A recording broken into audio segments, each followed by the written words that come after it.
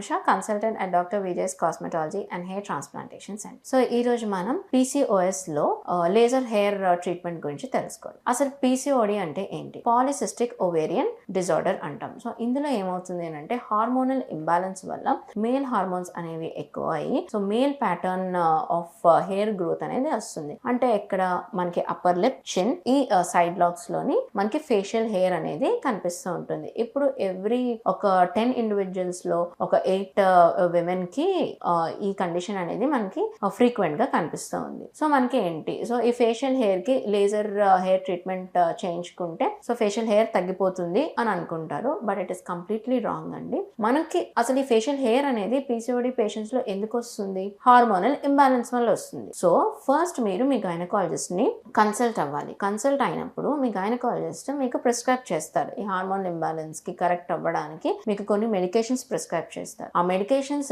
Use చేస్తూ and at the same time మీకు already ఉన్న ఫేషియల్ హెయిర్ అయితే ఏదైతే ఉందో అది మీకు రెడ్యూస్ చేసుకోవడానికి లేదంటే రిమూవల్ చేసుకోవడానికి మీకు లేజర్ హెయిర్ ట్రీట్మెంట్ అనేది వర్క్ అవుతుంది.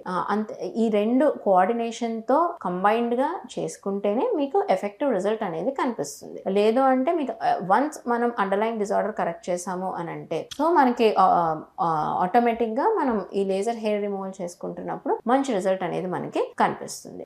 నెక్స్ట్ ఇంకొకటి ఏంటి అని అంటే ఈ లేజర్ హెయిర్ రిడక్షన్ చేసుకుంటున్నప్పుడు ఈ PCOS పేషెంట్స్ లోని హెయిర్ గ్రోత్ అనేది ఇంకా రాదు. లేదు అంటే ఈ మెడికేషన్స్ అనేవి వాడకూడదు, వాడితే ఇంకా ఎక్కువయ్యే ఛాన్సెస్ ఉంటాయి అని అపోహ ఉంది. అలాంటిది ఏమీ లేదు.